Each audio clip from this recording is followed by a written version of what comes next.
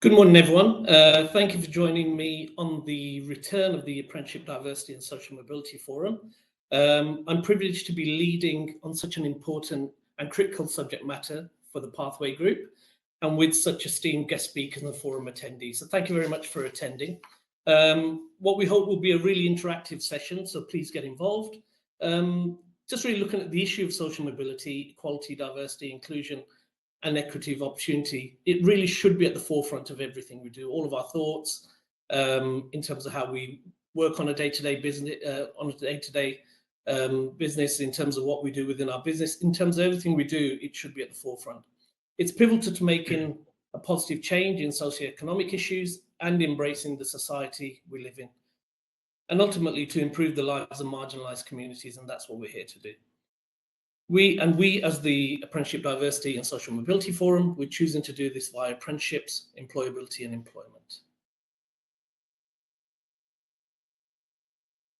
So the Apprenticeship Diversity and Social Mobility Forum, it's a thought leadership forum. So where we really want to share knowledge, insights for social and economic development. So again, really value your thoughts and obviously your attendance. So through the ADSMF and the Multicultural Apprenticeship Alliance, which is what I also lead on, we want to collectively raise the issue of social mobility, socioeconomic issues, equality, diversity, inclusion, and equity of opportunity, and make a positive change for underrepresented communities. So just in terms of what we're looking to do in the format, so as I said, please use this as an interactive session. We've got some fabulous guest speakers that I'll introduce in a second. So you have the chat function on your right, and there's an icon there. So please use this function for comments, insights, add any relevant links that you think might be useful. There's also a question and answer icon as well. So please ask questions via the Q&A function. And what we'll do is we'll ask any questions at the end of each presentation that I can field. Anything that we don't have time to answer, we'll put those questions through to the speakers, and then we'll send out the answers in the future. So in terms of once the recording's out with the presentations, we'll send those out. So again, please provide your valuable input, knowledge, and insights into the important subject of social mobility and the equity of opportunity. And just to say again, mention again, this will be recorded, and links to the recording presentations will be shared after the session. So without further ado, I will just introduce you to our first guest speakers.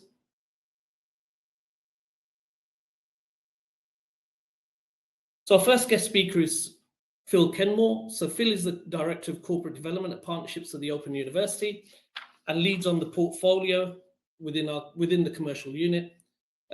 He creates partnerships with solutions for businesses and public sector organizations, helping to solve skills, training, recruitment, and retention issues with OU support.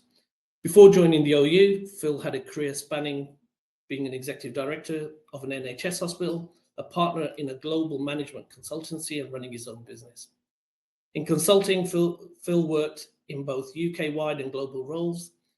Phil's passions are for education and healthcare with an expertise in the public sector. So welcome, Phil. Thanks, Jack. Jessica Leigh Jones MBE is the CEO of iungo Solutions, a multi-award-winning engineer, social entrepreneur, and professional speaker. The former UK Engineer of the Year kickstarted their engineering career with the development of a series of patented novel fabric optic sensing technologies for pregnancy monitoring. In a typically unorthodox manner, she trained as an installation electrician before receiving a BSc in astrophysics from Cardiff University. Jessica entered the manufacturing industry, initially managing technology developments associated with the Industry 4.0 movement and later managing large operational teams. She studied human resources management and became involved in organizational design and learning and development strategy. Wow. We have really got some esteemed guests here. So welcome. Thank you very much for attending the ADSMF, and I can hand across to you. Thanks, Jagger. We really appreciate those lovely introductions. Thanks so much. Wasn't quite expecting the whole bio to be used. I'm slightly embarrassed. I'm sure Jessica is as well. It's a real pleasure to be here, everyone. We're really pleased to be with you this morning. Thank you very much for hosting us. And let me just share some slides with you. We're going to talk a bit about the social mobility report that we've done recently with the Open University and Training Zone, which Jessica very kindly authored for us.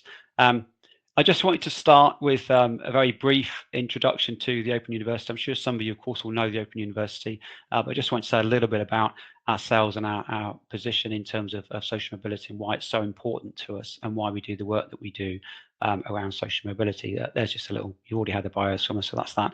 So in terms of the Open University, you may or may not know this, we're the largest higher education institution in the UK. We've got just over 200,000 students. Of our students, 26% of our undergraduates actually live in the 25% most deprived areas of the UK. We're a four nations university. We have about 77% of our undergraduates came to us to study with no previous higher education qualifications. We have an open access policy, as I'm sure many of you will know, and we continue to be very proud of that. And that's part of our mission, our social mission, to give people access to education. A little known fact, we've actually got the largest element of students who declare a disability of any university in the UK, 37,000. That's more than some students for any whole university, but certainly at the OU, it's a very large degree of our students. And 7 out of 10 of our students are already in work, so they're studying while working. So we're helping people to move on and progress their careers and develop their skills. Just to say briefly a little bit about the Open University and social mobility directly. Our mission, our enduring mission for 53 years now, has been to be open to people, places, methods, and ideas. It's why we exist as a university, and we see ourselves as much as a social movement as a higher education institution.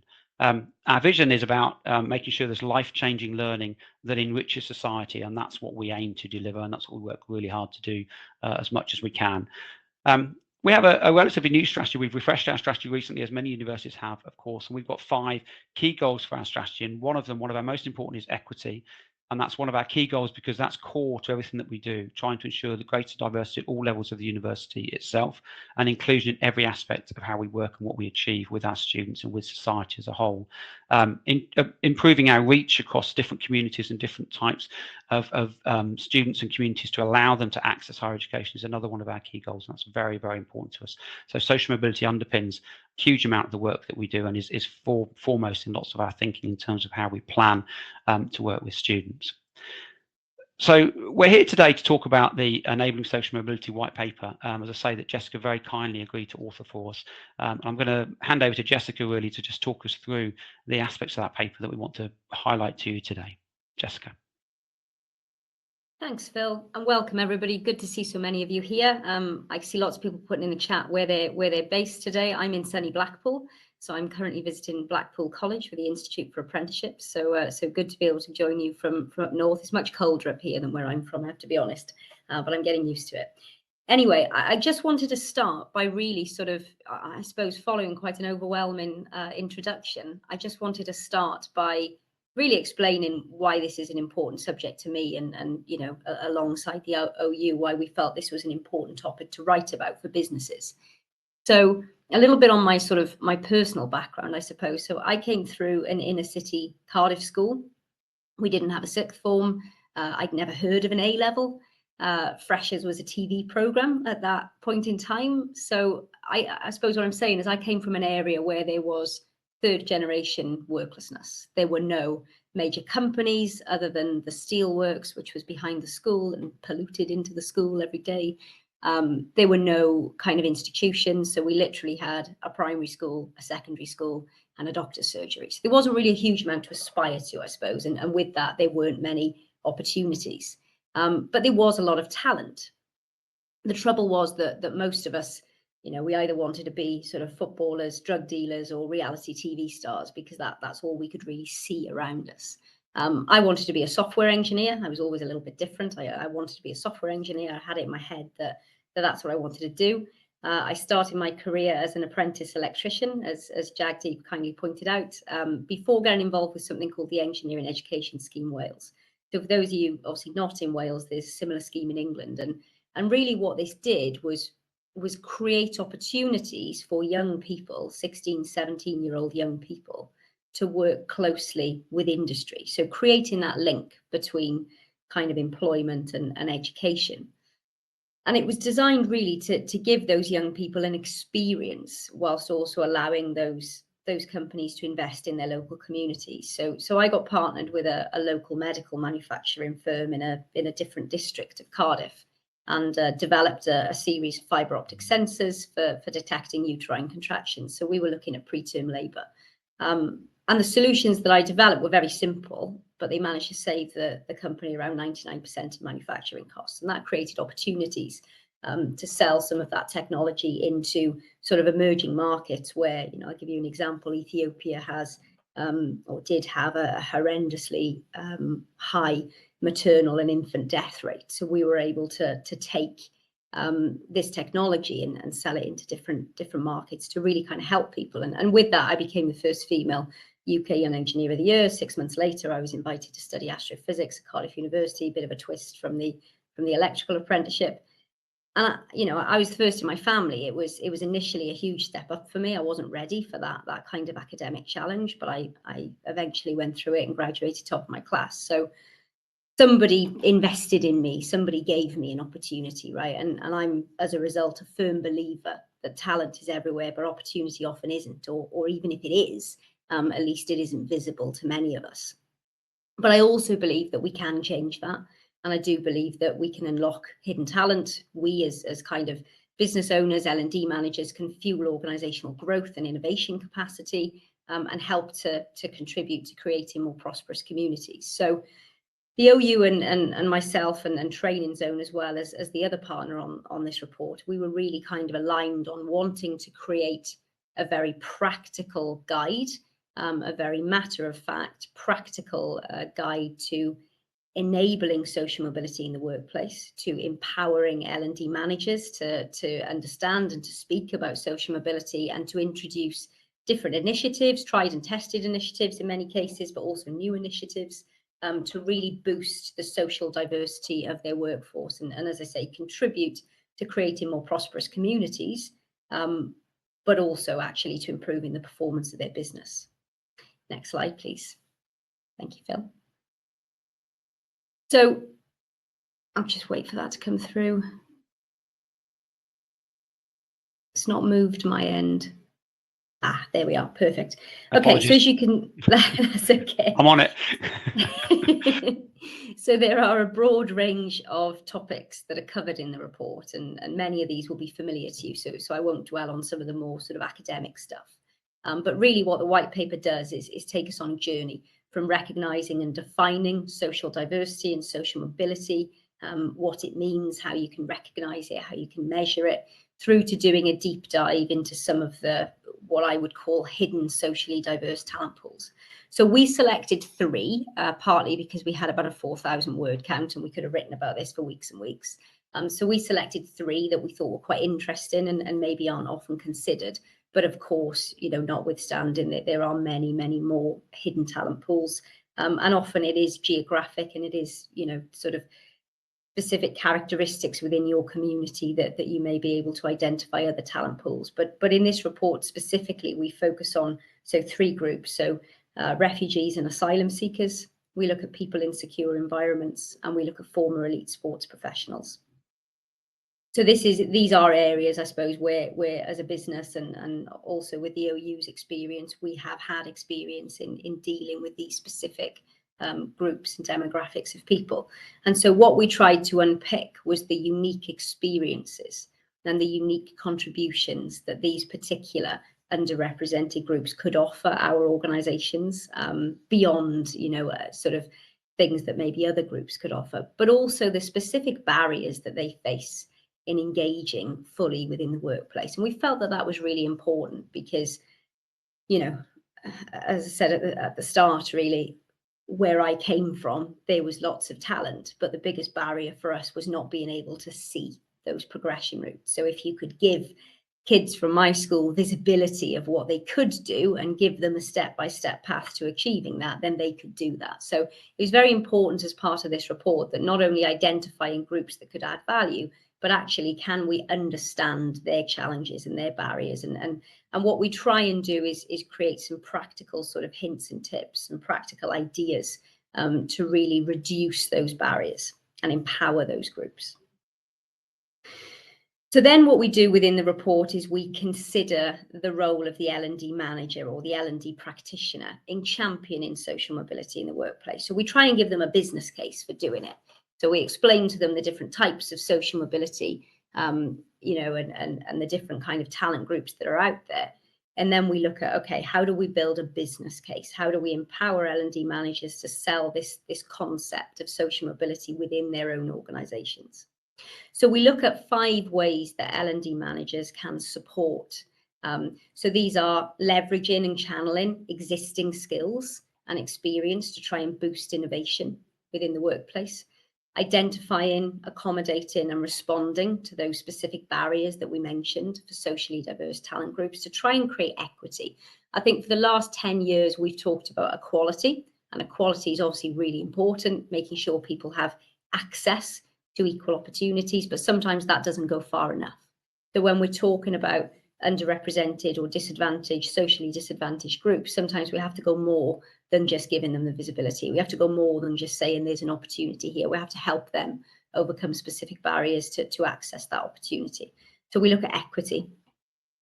And then we look at how L&D managers can challenge recruiting managers, obviously in a constructive and a positive way.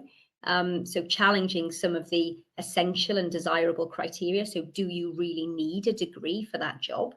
Do you really need this particular qualification? And if you do, can we help that person to gain that qualification or gain that experience? So it's really about challenging assumptions and preconceptions within our sort of standard recruitment and our traditional recruitment processes, I would call them. Then we look at how L&D managers can forge links between workplace learning and formalized education programs. So basically creating that progression. And I've got some quite sort of personal experiences of this. When I worked at Sony, I worked, obviously, you know, large company you've probably heard of. I worked at Sony for sort of 6 years, and I went in as an engineer, but I very quickly realized that my role was about building skills and talent around me. And so we introduced an apprenticeship program. But it didn't go far enough. We simply couldn't recruit enough apprentices, enough graduates to fill some of the higher technical roles that we had. And so we had to look at these socially diverse groups. And actually what we found is that when we were engaging with certain people, and you know, this particular group may have been sort of 40s, 50s, sort of mid 40s to early 50s, if they had had a difficult experience in an educational environment, if they'd struggled in school first time round, the worst thing you could do is put them back in a classroom, right? So we had to find ways to really blend and find positive ways to interact classroom learning with work-based learning in order to help them overcome some of those, you know, in some cases it was trauma from sort of earlier experiences. So yeah, so I think L&D's role in forging those links between formalized educational learning and work-based learning is really important. And the OU is a really interesting organisation in that sense, because you access some of those formalized programs in a very, very different way. So you don't necessarily have to turn up and sit in a classroom, and you don't necessarily have to go through some of those experiences to still get where you need to get to. And, you know, micro-credentials are a really good example of how we managed to start that upskilling journey for people who had a poor experience first time round, because they could do small chunks of learning and build it into something rather than committing to a 3, 4, 5 year apprenticeship, for example. And then finally, on the L&D point, we look at how we connect that workplace learning directly to job descriptions and competency frameworks. So how do we build in learning as a culture within the fabric of the organization? How do we make sure that that's reflected in job descriptions and competency frameworks? And how do we link that to wage progression? And that is one of the, you know, the 5 types of social mobility is wage mobility. So how do we ensure that there are clear linkages, particularly in a cost of living crisis, particularly in the current economic situation? How do we visibly and fairly demonstrate that link between learning, upskilling, value contribution, and then wage progression? So finally, then in the report, we explore some of those enablers of social mobility in the workplace, and many of these you will be more than familiar with. So apprenticeships are a great example. Many organisations now started to consider skills boot camps as a means of recruiting from new talent pools. There are also a couple of others, and so personalised learning, which I suppose is fairly self-explanatory, but entrepreneurship, and I wanted to sort of pick up on this because maybe it's a little bit less obvious, and maybe you think it's my Welsh accent and I'm trying to say entrepreneurship, but I am definitely saying entrepreneurship. So entrepreneurship is really this concept of creating new products and services from within an existing organisation, or even kind of entering new markets and territories within an existing and established sort of business model. And there are lots of benefits to entrepreneurship and developing an entrepreneurial culture within the workplace. So, all of this is in the report, but for example, things like creating a healthy risk appetite, developing psychologically safe relationships, encouraging people to try new things without fear of getting it wrong, without fear of failing, developing a diverse and an open mindset. That's really important. So often when I work with companies, and you look at, we do a lot of work in the kind of tech space, and you look at a typical tech team, and it's often quite male dominated and quite white. When you look at the customer demographic that they serve, it's often much more diverse. So being able to attract socially diverse and generally diverse talent groups into an organization and getting them working on that new product development process actually benefits your customers and therefore benefits the performance of your business as well. So that part's really important. And then also just encouraging collaboration and co-creation within the workforce is obviously a really, really positive step for any business. So this is why entrepreneurship is a really great thing to do. But interestingly and perhaps unexpectedly, I mean, I've worked in this space for a while, but maybe never quite put the two things together. But what we found when we conducted our research is that there was a really, really interesting link between learning and development and growth mindset and entrepreneurship. And what we also found was that in the middle of all of that, these kind of unique experiences that socially diverse people can contribute can really kind of boost that innovation and that entrepreneurial process. So I suppose what I'm saying is that leveraging socially diverse talent systematically within an entrepreneurial culture can really give your organization a sustainable competitive edge with its customers. And there's a really, really lovely case study that's in the report. So it came from an organization called Breaking Barriers. We interviewed lots of organizations when we were gathering evidence. Breaking Barriers is an organization that engages specifically with asylum seekers and refugees to find them work in sort of key sectors such as healthcare and nursing. And they brought to our attention this case study of a refugee camp, so a Syrian tented refugee camp called Zatari. And this refugee camp is now the second largest financial hub in Jordan, which is absolutely astonishing. And it came from the fact that refugees and asylum seekers in this refugee camp collaborated, brought their kind of unique insights and their unique experiences and innovated to develop a number of different products, but specifically solar powered and recycled products. And so the internal economy within Zatari, just as this kind of refugee camp, is now worth $14 million. So, that is entrepreneurship on quite a significant scale. But hopefully that, you can see that link between leveraging really, really unique experiences within your business and that obviously contributing to that performance. Next slide, please. So just finally, before I sort of hand back to Phil, what I wanted to share with you was a framework that we created, and this is available and it's explained in much more detail in the report. But essentially, this framework is an adaptation of an extended balanced scorecard. So it looks at things like key success factors, things to measure, and the extension part is where we then consider the broader impact of how these organisational activities contribute to our local community. So that's the community impact piece, and it's not necessarily obvious from that drawing, but there is a flow to this framework. So I'll just walk you through it quite quickly. So we start at the bottom with business needs. So we look for specific skills gaps that exist within the organisation. We consider behavioural and cultural norms that maybe are not aligning with the strategic direction of the company. We look at the diversity of the workforce at different levels and try to understand if that is representative of our customer base and our broader stakeholders, which is, as I say, often an issue in many, particularly tech-focused organisations. We then kind of flow those business needs up into the recruitment section. So L&D practitioners working with HR to develop a value proposition for the organisation. So why would a socially diverse person, or why would any person want to come and work for your organisation? So that really should have learning and progression at its heart. Challenging the way that the organisation recruits, as we've discussed, understanding how learning can be used as a sort of unique selling point for your organisation. What can you offer individuals in terms of learning and career progression, and so on, and even looking at sort of barriers within the recruitment process then. So those formal qualifications, maybe being able to provide language interpretation within interviews, those sort of practical things that you can do to improve that process. And specifically, we quote in the report the AAA framework. So the AAA framework is something that we pioneered. Well, actually, I pioneered that in Sony before going to iungo, but it's something that we live by in iungo Solutions now. And AAA basically says attitude first, aptitude second, and ambition third. So those are the three things that we look for when we hire. What that means is we don't look for formal qualifications and experience. And if there are kind of regulatory reasons why we need formal qualifications, we commit to upskilling our sort of workforce to go through those.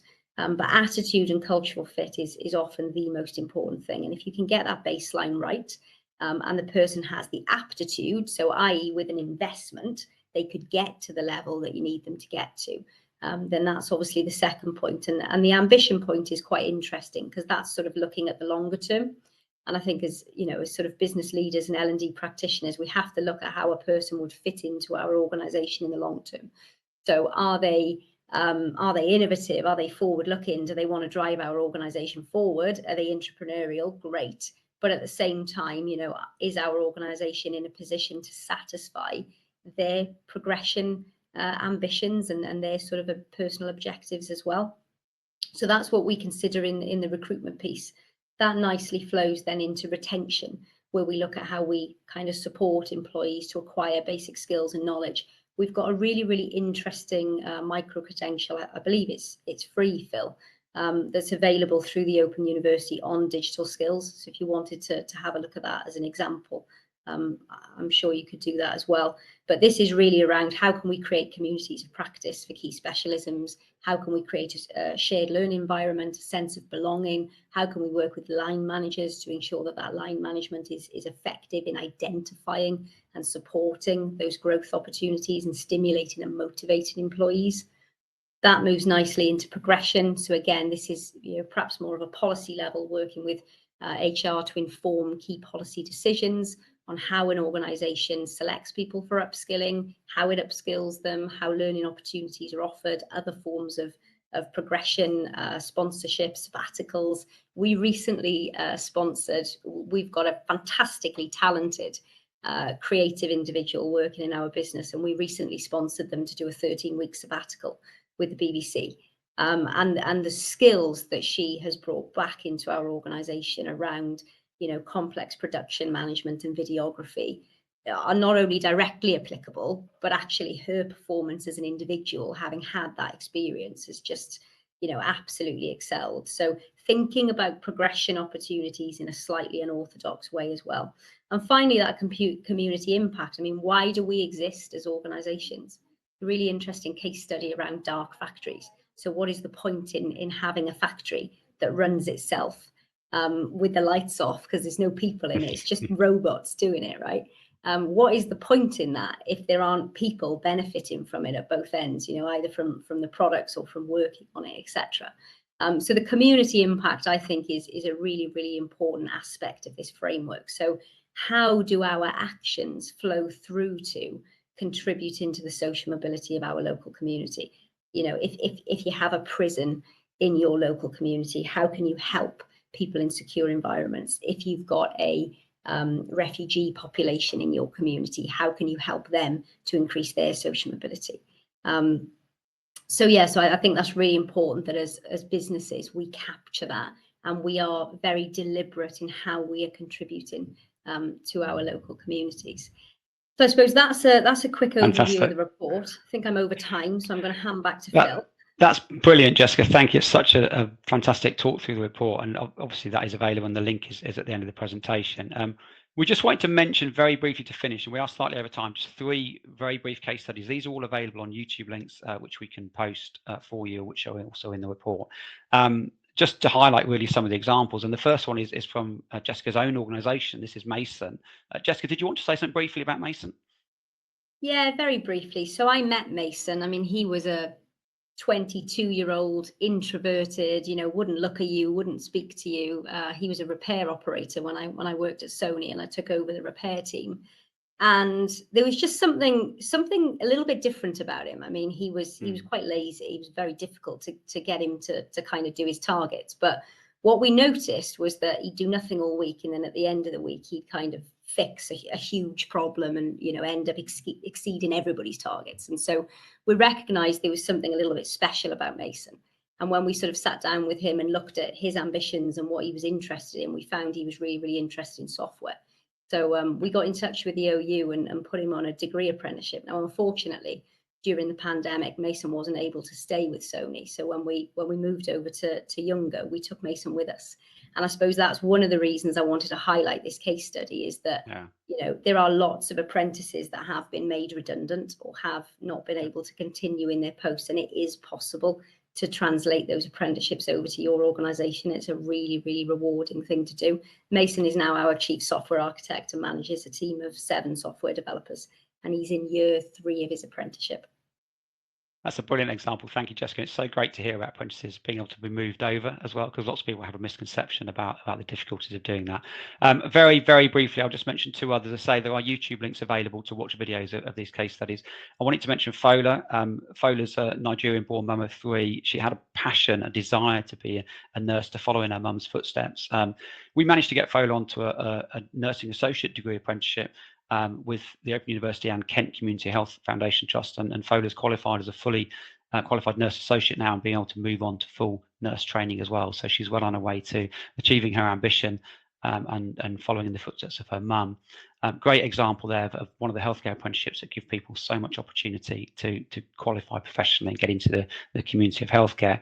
I also want to mention Fiaz, and Fiaz was a bar manager up in North Yorkshire, and he wanted to put something back into his community in a different way, and he decided to join North Yorkshire Police. And again, through the Open University and a partnership with North Yorkshire Police, we've been able to get him onto a degree police apprenticeship, and he's now come through that. And he's basically, his feedback on the case study is quite interesting. He talks about the partnership where the employer, North Yorkshire Police, deliver all the practical training of how to be a police officer, and in partnership with them, the Open University deliver the academic content through supported online learning. And that's worked really well for him and the cohort, a very diverse cohort of police officers that they've now got in North Yorkshire coming through that process. So, but all those 3 case studies are available on YouTube. We'll be very happy to post the links to give people access to that. We're going to finish there. We've run over slightly. Thank you, Jessica. That was excellent. And we're open for any questions. If there's any immediate questions, Jagdeep, over to you.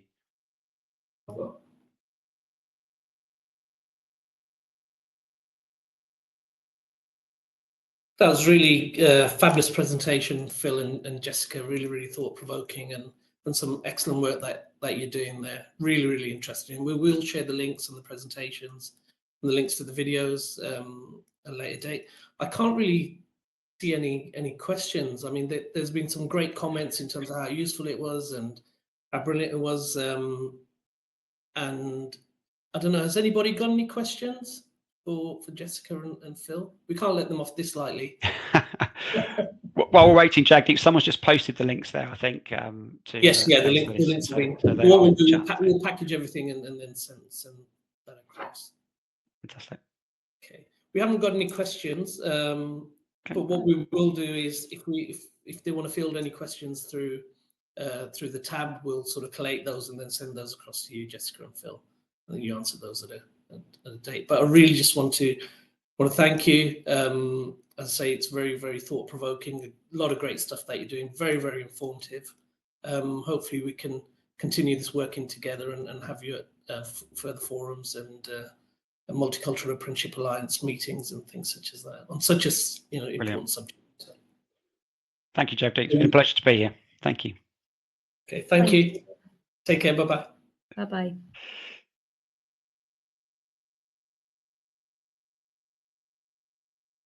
Okay, that's great. So what a fabulous start.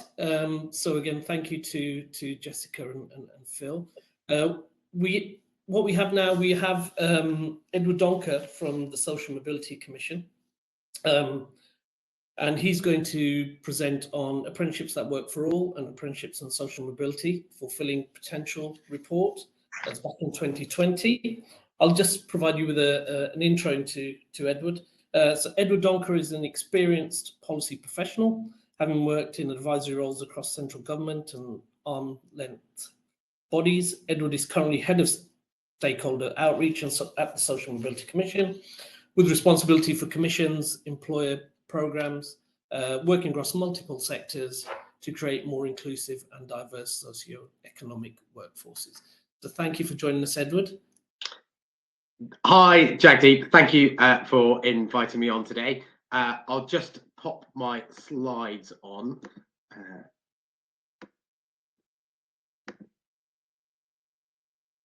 So hopefully everyone should be able to see these. Yes, that's it. Brilliant. I'll kick off. Yes, so as Jagdeep mentioned, so I'm Edward, head of stakeholder outreach at the Social Mobility Commission. So I was just going to briefly give you an overview of the SMC, who we are and a bit about what we do, and then look into our programme of work, particularly focusing on apprenticeships. So the Social Mobility Commission, so we're an independent arm's-length body of government, and we are sponsored by the Government Department Cabinet Office. So we have a statutory remit to monitor and advocate for social mobility across the UK, and we provide advice to stakeholders. So includes ministers, policymakers, think tanks, employers and organisations.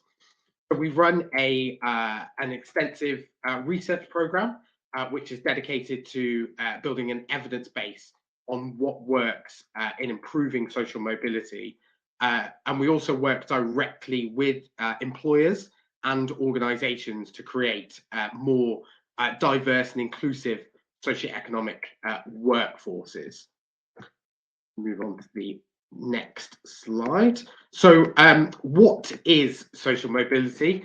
So social mobility is about ensuring that a person's occupation and income is not tied to where they started in life, and ensuring people of all backgrounds have equal opportunities. So it's about ensuring that your socioeconomic background doesn't determine your outcomes in life. So it's about fairness and ensuring that everybody has the chance to succeed, regardless of what their parents did or where in the country they grew up or any other social characteristic. So broadly speaking, there are two types of social mobility. So there's relative social mobility. That's about ensuring that people have the opportunity through hard work and talent to improve on their own personal situation compared to that of their parents. And absolute social mobility. So that's about ensuring that overall each generation has better living standards than the next. Move on to the next slide. So if we just have a look at how apprenticeships fit into social mobility. So just to start off by mentioning, so our research does show that the majority of apprentices aren't from lower socioeconomic backgrounds. So perhaps this is an obvious statement to some, but not as obvious to others. But policymakers and employers alike often talk and think of apprenticeships as being by default a social mobility tool, helping the disadvantaged, but it's not necessarily the case. So having said that, if apprenticeship programs are targeted, apprenticeships are one of the most effective tools of social mobility, an effective mechanism available to employers to build diverse, talented workforces. So I'm sure everyone on this call, you're all aware that there's now a mountain of evidence that confirm the benefits of that they confer on workplace learners. So enhanced career earnings, continued education, richer, more fulfilling working lives. They also play a part in closing the class pay gap while providing people the chance to earn while they learn. So something that's a crucial aspect for those from lower socioeconomic backgrounds. So apprenticeships, they also offer a non-degree route to higher skills, and if targeted, can provide a pathway for social mobility that is an alternative to a degree that's usually associated with strong social mobility outcomes. So what's the current landscape in apprenticeships? So as part of our research program in 2020, we published a report on apprenticeships and social mobility. So the report found that disadvantage gaps from those from lower socioeconomic backgrounds exist at every stage of the apprenticeship journey. So from employer selection, the value and quality of training, the probability of apprenticeships progressing and career earnings. It also found the apprenticeship levy has funded more higher level apprenticeships that tend to be more likely taken from learners from more privileged backgrounds. However, the report did show that apprenticeships can be a powerful tool for social mobility if they are targeted correctly. So the report found an earnings boost when a learner from a low socioeconomic background overcomes the barriers. They do get an earnings boost from completing an apprenticeship. So just moving on to the next slide. So in response to the report that we republished in 2020, when we were going out there talking to employers, they were asking us, okay, what can be done? So what can they do to support social mobility to ensure that their apprenticeships programs are doing their best to support social mobility? So last year, as part of our employers program, we published a toolkit aimed at giving practical tips and actions to employers and training providers on what they can do to ensure that their apprenticeship programs are supporting social mobility. So the toolkit was designed as a roadmap for anyone working in apprenticeships, committed to improving socioeconomic diversity within their programs. So it included recommendations on data collection, hiring of apprentices, outreach and progression.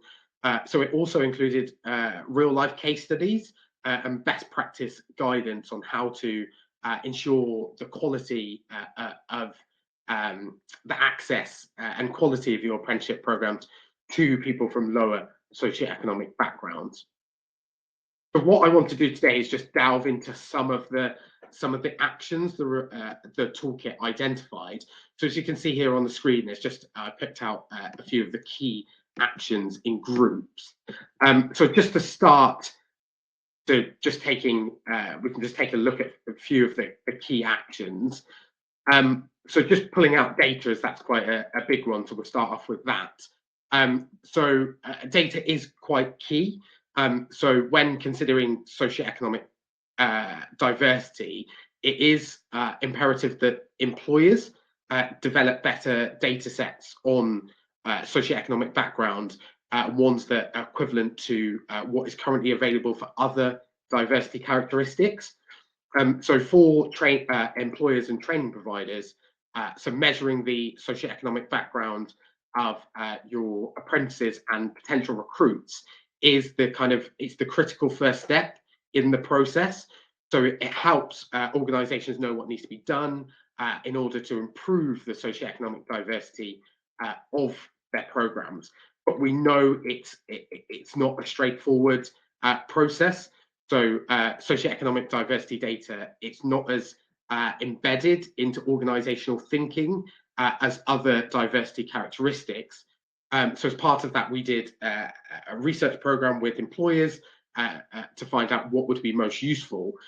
So our research found that the key question we recommend that employers should be asking to ascertain socioeconomic background of an employee is what was the occupation of your main household earner when you were aged 14.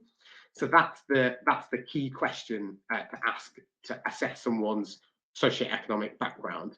So we recommend using this question as it's the best and most accurate way to measure socioeconomic background.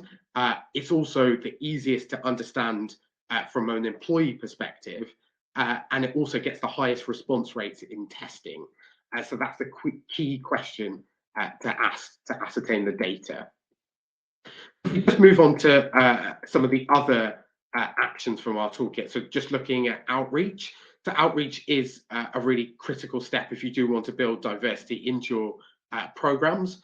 So employers should look at, we advise employers to look at outreach programs to recruit apprentices who are not currently in your network. So rather than expecting apprentices to come to you, so do some research and partner with some outreach organizations.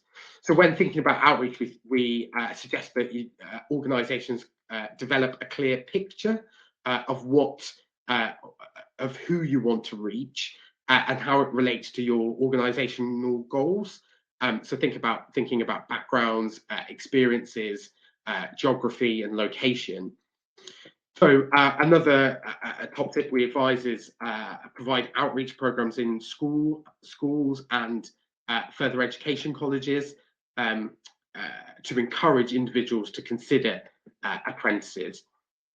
The main action there is to think about outreach programs and how you're actively trying to target individuals who might not be aware of your apprenticeship program or apprenticeships in general. So next, moving on to the section on culture. Culture is quite important within an organisation. Organisations should be thinking about how they can support their apprentices through your apprenticeship programs. So as part of that, we suggested that organisations could think about providing a range of contact points for apprentices, so across different levels of your organisation. So for example, through staff networks, mentoring programs, buddy schemes. So there might be questions the apprentice would rather ask a peer than a senior manager. So it's a way to structure that within your organisation. Another example we suggest is educate and train managers to offer pastoral support to apprentices, particularly where people might have complex and unique needs. Obviously, apprentices can be from quite a young age. They might not be used to the world of work, so it's just about ensuring that there is that support available. Another key point around culture within an organisation is around supporting and resourcing an apprentice network, and you could also link it to other staff networks within your organisations. So for smaller organisations, employers could signpost to existing apprenticeship networks outside of their organisation. So another key action from our toolkit is just around progression, and then just looking at progression within your apprenticeship programs. So one thing we advocate for is developing progression pathways for apprentices. So whether that's to a higher level apprenticeship or another job in your organisation or wider industry. So we suggest being active in enabling apprentices to achieve their career goals and apply some of the skills that they've learned in your programs. So you could do this, for example, by designing progression pathways for apprenticeships. So building the pipeline up from for apprenticeships up from level 2, and then really being clear about the steps to reach the next level. So one way you could do this is just talking with your apprentices about their next steps. So something I should have mentioned that when we were researching this toolkit, we did sessions with employers, providers, and apprentices themselves. And one of the things that that emerged was often some of the conversations that happened with apprentices and their managers tended to not occur till right at the end of the apprenticeship program. So something that we suggest employers could do is not leaving the kind of career conversations or progression conversations to the end. So don't start last minute, start those conversations early, have them regularly with the apprentices to figure out what their next steps are, and really kind of understand the progression that they could take. So whether that's to another apprenticeship within your organisation, or within another organisation, or within the wider sector. So just to cover off another key point here, just a point around the levy, looking at the wider ecosystem. So this is particularly relevant for larger employers. So thinking about your levy money and what you do with any, if you do have any unspent money. So there are schemes out there that do actually work to transfer unspent levy money. So for example, the Co-op has a levy sharing scheme where large organisations share their unspent levy funds with SME employers within their local area. So if you are a larger employer and you do have some unspent funds, thinking about reaching out to these different schemes that are available. So yeah, that was some of the top actions from our toolkit. So the toolkit is available on our website to download, and you can, it's quite a long document, but you can pick out if I want information on outreach or further information on hiring or recruitment data, please do check that out on our website, and I can put the link in the chat below. So just to mention some of the other work that we do at the Commission. So we have, as I mentioned, we have our employers program. So that was some of the actions from the apprenticeship toolkit that was part of the employers program. And the employers strand of our Commission, we build on extensive body of research and recommendations aimed at giving employers and organisations the practical tips to diversify their workforces. So we do have an event coming up later this month, so the 29th of November, just on T-levels, so what they are, why they're good for social mobility, and how they can support employers to access talented people. So yeah, the link's on there, and I can pop it in the screen. So yeah, and here's another range of our resources. So please do check out our resources on our page on our website. So I think that's the end of the presentation. So I can hand back to Jagdeep and see if we have any questions. Thank you, Edward. Another fabulous presentation, and again, some great work that Social Mobility Commission are doing around obviously social mobility. We've just had one question from Jill, who's asking, is there any support for enabling social mobility specifically aimed at SMEs? Sorry, can you repeat that question again? Sorry, I didn't. Sorry, yeah. Is there any support for enabling social mobility specifically aimed at SMEs, the SME market? So when thinking about apprenticeships, so what we did within the toolkit itself, we tried to pull out specific actions that SMEs could take. So stuff along the lines of like apprenticeship networks. One of the things that came out during our research for it was, look, an SME employer can't fund an apprenticeship network within their organisation, just because there won't be the numbers apprentices available. So one of the things that you could do was join up with, link in with other apprenticeship networks that are available. So other networks in your local area or other national networks. So yeah, the toolkit itself did try to pull out specific actions for SMEs. And then one of the things to mention, obviously, it talks about the levy sharing scheme.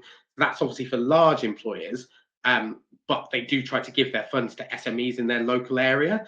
So one of the things that, depending on what local area you're in, you could look at if there are any similar schemes in your area to understand, are any local larger local employers in your area joined up to any of the levy sharing schemes, and see if you could take advantage of that.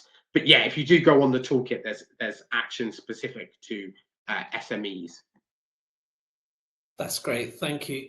And apologies, Jill, I think your question came in just after Jessica and Phil had left, but we will obviously field this question out to them. But thank you for asking that, Edward. And thank you also for referencing the Co-op levy sharing scheme. We've got Louise Timperley from the Co-op who's attending this, and she's also put a link into the chat in terms of Co-op's levy sharing scheme. Does anybody else have any further questions for Edward?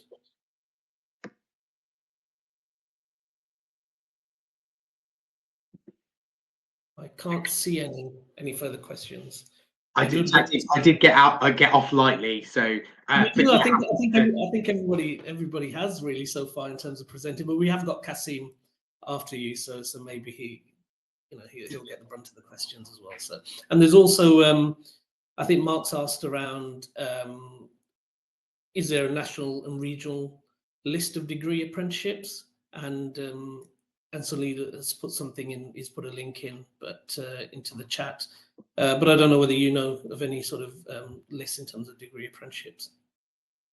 So I think obviously DFE, Department of Education Control apprenticeship landscape. I think that possibly they will have a website that does outline. I can quickly check, but I think they do.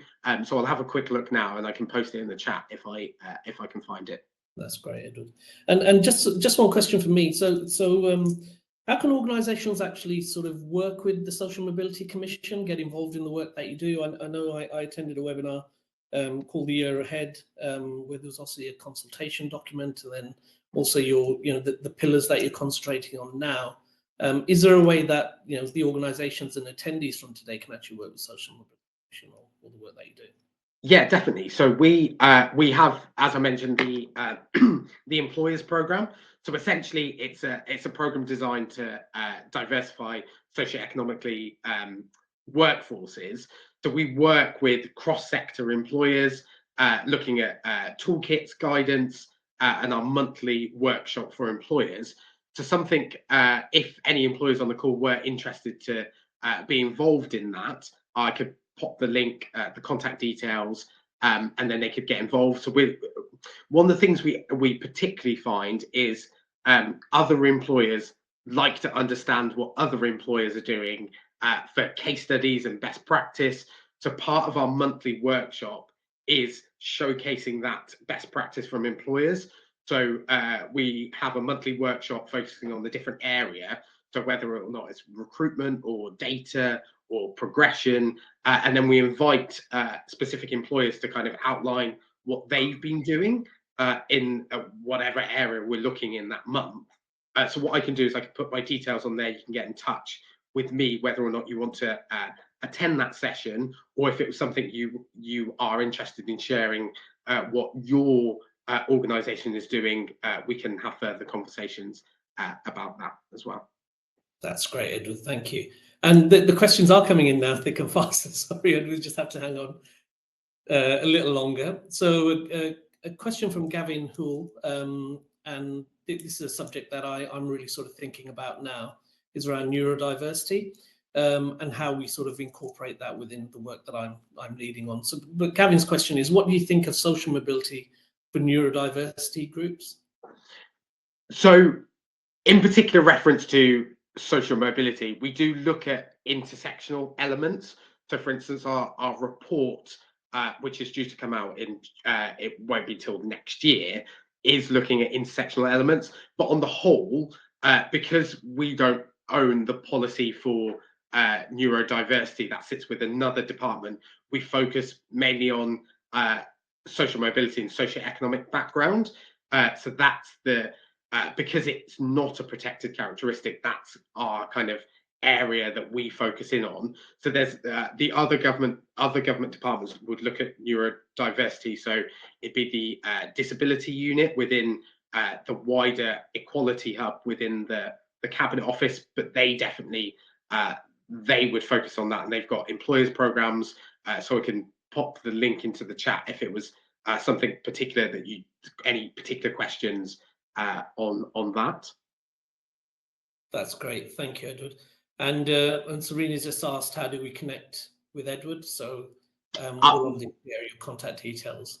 Yeah, what I can do is once I finish the Q&A, I can put the details in the chat function, and then if anyone wants to get in touch, feel free to pop me a message. That's great. And just sort of one sort of final question for me really is, obviously your report was from 2020, and obviously during the pandemic. How do we feel that, is there something that you're going to be looking to do in the future in terms of post-pandemic and how that's impacting on social mobility? And are there any sort of insights and findings that you're thinking about or are able to share? Yeah, so really good question. And obviously the report was, the last report we published was in 2020. So we do actually want to refresh the report, looking at new data and looking at different angles. So we've actually got a project on at the moment, which is kind of an evidence review. So we want to look at certain things specific to apprenticeships. So looking at the pay, looking at the levy, looking at the routes, the information that young people are getting on apprenticeships. So it's a program of work we're actually taking forward at the moment. So it's something that over the next few months, we're kind of gathering the evidence base for that. And we're actually looking to refresh the 2020 guidance. But yeah, that'll be something we're doing actively at the moment. It'll be, if all goes well, hopefully published by 2023, but at some point through 2023, yes. That's great. Thank you, Edward. I seem to have had a bit of a malfunction with my IT, so I can't really look at the chat, but I know there's sort of 10 pieces of chat. But what I will do once I get back online, are you staying with us, Edward? Yeah, I'll be online, so I can respond to any questions in the slide pack as well. That's great. Thank you very much. Thanks again, Edward. Again, very insightful and a fabulous piece of work that you did. Great. So next is I'll hand you across to Kasim Choudhry, who's from the Pathway Group, and he's going to specifically talk about the survey results from the Festival of Apprenticeships, and also the work that we're doing in terms of multiple apprenticeship awards as well. So Kasim Choudhry is the Multicultural Apprenticeship Ambassador for Pathway Group, and he's also the non-exec director for Multicultural Apprenticeship Alliance and ThinkFest. Kasim has been working with Pathway Group for 7 years, heading all of the outreach, diversity and inclusion campaigns, and he really is an amazing individual that the majority of you will know, and he does a tremendous job in all our events, and really impactful events. So again, thank you very much, Kasim, for joining us today, and I'll hand across to you. Thank you so much, Jack. Can everyone hear me? Can you hear me? Yeah. Fantastic. So I just want to touch on the points Jessica made, and the 2 points that I want to just sort of touch on is the equity point and the entrepreneurship point. And these are 2 really important points, I think, from today's call, and 2 takeaways that I sort of want to focus on for everyone to remember when they leave today's session. Equity is all about, we don't all have the same 24 hours. Now, some of you may remember news reports that came out about some star saying that we all have the same 24 hours, so we should all be able to do the same. But actually, we don't all have the same 24 hours. We don't have the same resources. We don't have the same family environments. And actually, we need to understand what equity means. So I was really happy to see Jessica pointing out the importance of equity. Now, for me, equity is about understanding the challenges that each individual has, and how can we make sure that we make it a level playing field, so we're all starting the race at the same level as opposed to at the same starting point. And I think, you know, when you look at a race course, and you can see that actually where people who are closer to the inside of the course, they start further away, and those on the outside perimeter of the race course, they start closer. So it's, again, and it's the same thing we need to be looking at. We need to make sure people are starting at the same level, and we're looking at what individuals with different challenges and how you can support the different challenges that people face. And the thing that I like to talk about is, you talk about a young individual who is one of 5 children. They live in a council house which is only 3-bedroom, and then you've got another child who lives in a 3-bedroom house, has educated parents, has his own bedroom, his own workspace. And just comparing the two, and actually understanding how someone with educated parents has their own bedroom, has resources. You know, we learned during the pandemic that children were sharing laptops to do online working, whereas some from less disadvantaged backgrounds would actually have their own laptop. They had their own resources to learning, and they had the support from their parents who had been through the school system and were able to support them. So when we're talking about social mobility, I think equity is probably the most important thing we need to be thinking about. How can we as organizations be more equitable, and how can we identify individuals and support them through the process, especially with apprenticeships? So whether that's on the job or off the job training, looking at what additional support we can put in. And I know there's been conversation about neurodiversity. Are you assessing the neurodiverse needs of your apprentices, so you're able to support them with that extra support? And you know, we've been having conversations about this. There is funding available for apprentices who have dyslexia, dyspraxia, and autism. So it's really important that you are assessing your learners for neurodiverse needs, because there is extra support out there for them. Now, I understand I am the individual between you and your lunch today, so I'm going to keep it really short and snappy. And I'm going to head over to our 100 apprentice report. When my slides load. But first of all, I'd just like to congratulate and thank everyone that supported us with our Multicultural Apprenticeship Awards that took place not last week, but the week before. I can't believe it's been that long already. But, you know, a fantastic evening celebrating diversity in apprenticeships, all of the fantastic employers that are supporting their apprentices, the learning providers, and also those organizations behind the scenes like Amazing Apprenticeships, and you know, our endpoint assessment organizations, our training provider networks across the country, people like the Ladder of Birmingham, you know, supporting the sector but behind the scenes, so not always at the forefront of these celebrations.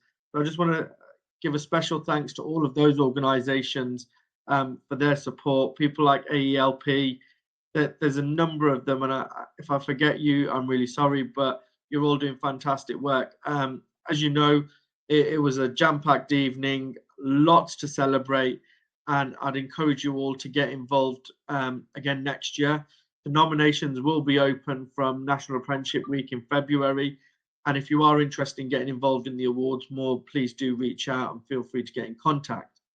Now, what the awards allows us to do is reach out to apprentices and find out certain information that we wouldn't normally be able to find out. And as you can see in front of you, here's a couple of questions that we went out and asked the apprentices, and these are the responses we got back. Now, instead of talking about the doom and gloom. What I'd like to do is try and support everyone on this call in how we can improve these figures. And hopefully next year, when people say, do you feel disadvantaged because of your race, instead of 39% saying no, we want that to be 100%. Now, I know it's going to take some time, but how can we make people feel more welcome from different races? And, you know, it's that age-old question of the imposter syndrome. So people from multicultural backgrounds do feel imposter syndrome. And for me, you know, I'm from a multicultural background. I always feel imposter syndrome when going for, when I used to go for job interviews and things like that. And even when I go into meetings, I do feel it. And it's about how do we make it a level playing field? How do we get rid of that imposter syndrome? How do we make people on the other side of the desk feel comfortable when they're coming in for interviews, when you're having meetings with your diverse staff? How can you make them feel more comfortable? I think that's to do with your culture and your organization, and what are you doing to celebrate these individuals? And then again, you know, a bit more positive on whether employees feel that your organization is inclusive and equal. And we've got a 60% yes, only 20% saying no, but still 20% unsure. So again, it comes back to what are you doing to celebrate people from diverse backgrounds? What are you doing? You know, and it comes back to equity. You know, what are you doing to make it a level playing field for them? And I would look at examples of what other organizations who are doing it great are doing. You know, are you celebrating cultural events? Are you following cultural sensitivity? One of the questions that will come up later on is when you talk about events. So are your events inclusive of all your staff? Are they representative of all your staff members and the minorities within your organization? So, you know, I sit on a board for young professionals and we were talking about event ideas. You know, is it right that all of the events are drink led? You know, there's a lot of members who probably don't drink. So what are you doing to provide them with something to attend where they don't feel excluded because they don't want to go to something that's drinks led? So again, there's lots of different things you can think about here. And it could be to do with your team meetings, your Christmas parties, your socials, your team building events. Have a think about how you're being inclusive to those minorities in your organization. Another one is, do you feel that your employer does enough to support you? Now, we all know that people will stay with an organization if they feel welcome and if they feel supported. So again, as Jessica mentioned, who are you offering those progression opportunities to? How are people getting the opportunity to progress? What management support, what mentoring support is there for those individuals in your organization to succeed? So again, very high level here. Just want to touch on some of the really important points that, you know, have been raised, but have a long, hard think about what you can do to support employers through, you know, within your organization. We all know that happy employers are productive employees. So try and work out, do surveys, ask your employees what would they like to see you do. Ask your apprentices, you know, are they happy? You know, what can you do to support them further? What mentoring? And you know, I would encourage all organizations to have reverse mentoring. So the managers are being reverse mentored by apprentices so they can get a real feel for how those below them are doing.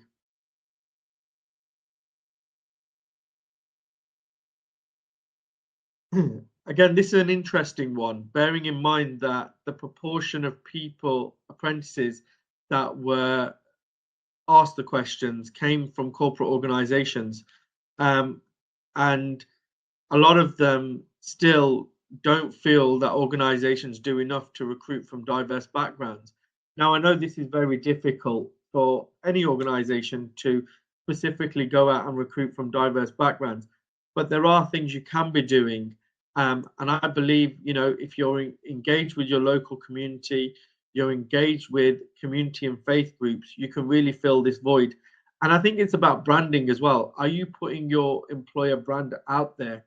Is it welcoming to people from diverse backgrounds? You know, who are the faces of your organization?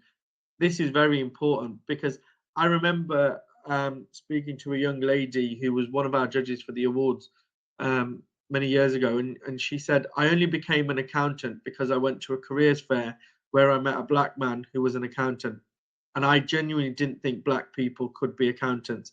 Now, these were her exact words. Now, to think that this is what people from multicultural backgrounds think, it sort of makes us wake up to see what can we be doing to make them feel more inclusive. So existing representation in your organization and promoting that existing representation in your organization is vital to encouraging more people from diverse backgrounds to join your organization. And again, don't be shy to shout about all the great things you're doing. I think a lot of organizations feel like they don't want to talk about the good things they're doing. They don't want to show off. But I think it's really important that you do this. If you are putting people forward for the Multicultural Apprenticeship Awards, make sure you're shouting about it. Make sure you're shouting about it internally. Make sure you're shouting about it externally. Make it part of your brand to talk about all of the diversity things you're doing within your organization, and shout about it, because as Serena's put, branding is very important to attract people to your organization. It's very interesting, when we ran the Festival of Apprenticeships, a lot of young people couldn't associate apprenticeships with certain brands, and actually by seeing the brands at the event, it allowed them to understand what the organizations do. So again, really important that you get your branding on point. So this is a very interesting one. Where did you find out about your apprenticeship? The sad state of affairs is that not many people find out about apprenticeships through schools, and a lot of them is through their own homework. And we need to be doing more to champion schools and support schools with sharing the positive message of apprenticeships, because we know that they deliver when it comes to social mobility. We've heard the stories, we've seen the success stories, and that they were shared earlier on in this presentation. So we really, as a collective and as a forum, we need to bang the drum and really encourage schools to do more, because 7.8% of people only finding out about apprenticeships from schools is just not enough. Because if you think about the amount of time that young people spend at school, this is where they're educated, this is where they're told everything about their future and their career, and they're not hearing about apprenticeships. It's not good enough, and we really need to do more. And then, how do you think apprenticeships are viewed in your community? Again, only 30%, just less than 30% saying positively, still a large proportion saying negatively. Again, what can we be doing? The evidence is in front of us. Apprenticeships are still seen negatively.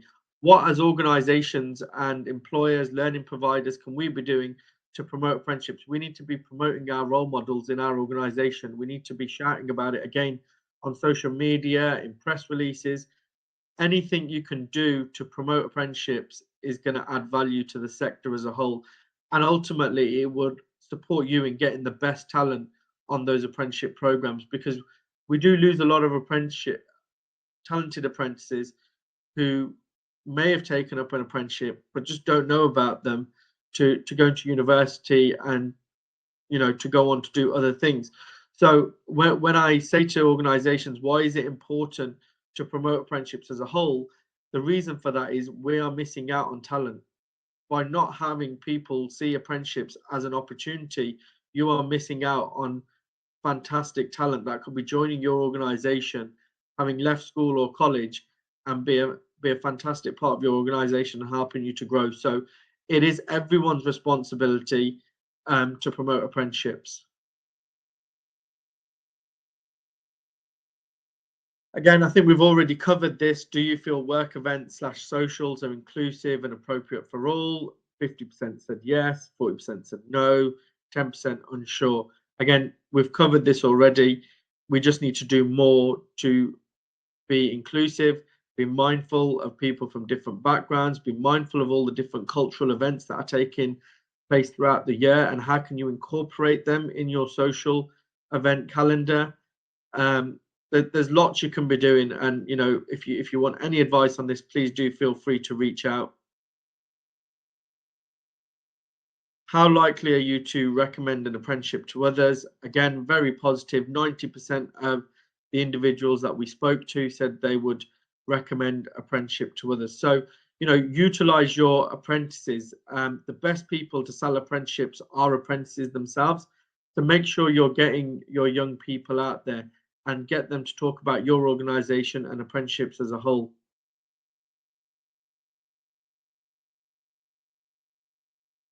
And again, Gavin has put a great point in about those with neuro, you know, 27% that are neurodiverse population, and only 3% are in employment. So what can we do to support that? Again, you know, just because someone has dyslexia, dyspraxia, autism does not make them unemployable.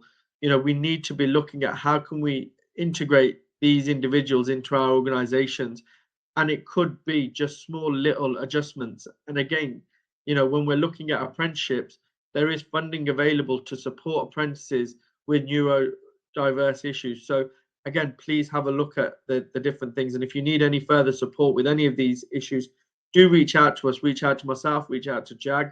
And there's some fantastic people who are part of this forum that can help you. So I'm just going to move on to something that we launched last year. So last year, well, this year, we held our first event, but we launched it last October, and it's the Festival of Apprenticeships. Now, the reason I launched the Festival of Apprenticeships was because we didn't feel enough was being done to celebrate apprenticeships and actually to get people in the room talking about apprenticeships. So we launched the festival last year. We had our online event during National Apprenticeship Week, which was a series of online events. We also ran a careers roadshow in the summer. But what we really found out was that parents, who are one of the main decision makers, aren't getting enough information. So this year, we're really proud to announce that we'll also be doing a careers parents evening in October and November next year. I won't bore you with too many of the details. All this information is available on our website. I do welcome you to connect with me and arrange a call so I can discuss it in further detail. But just here's some stats in terms of who attended last year and our engagement. One of the things, some of the feedback that we got from both employers and those who attended was it's not about quantity, it was the quality. So a lot of the young people that attended were genuinely interested in apprenticeships and wanted to find out more. I think the biggest success story for us was I shared the event in a business networking group, and one of the people in the networking group shared the event with his son. His son came to the event and was so impressed with what he saw. He went to, I think the training provider was Active Learning, and he was on program within a week. So he was studying at college, wasn't enjoying himself at college, came to the Festival of Apprenticeships and was on program within a week. So a huge success story for us. And that's what we mean when we say apprenticeships really do deliver. And it's so important that you're not missing out on talent. So it's important that you're at events like this so you can showcase your organization and really reach out to people. I know Serena's asking, where are the events based? So the National Apprenticeship Week event is online, so it's national. We reach out to thousands of young people across the country. And then we have our Summer Apprenticeship Careers Roadshow. So we are looking at doing Leeds, Manchester, Birmingham, and London. And we'll be looking at doing similar locations for the Parents' Evening in autumn as well. And again, all this information is available. Here are some of the fantastic organizations that have been a part of it previously. And yeah, we look forward to you welcoming us. There's my details there to get in contact. And I'll also put it in the chat. And I think that's everything from me.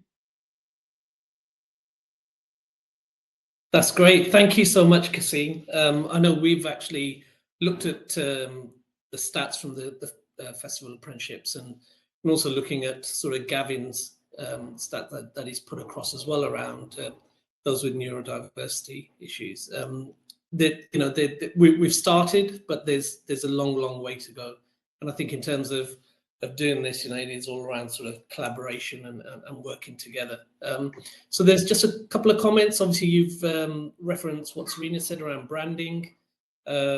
Mina's also mentioned around sort of equality, around offering a range of soft drinks and more than juice and water to individuals.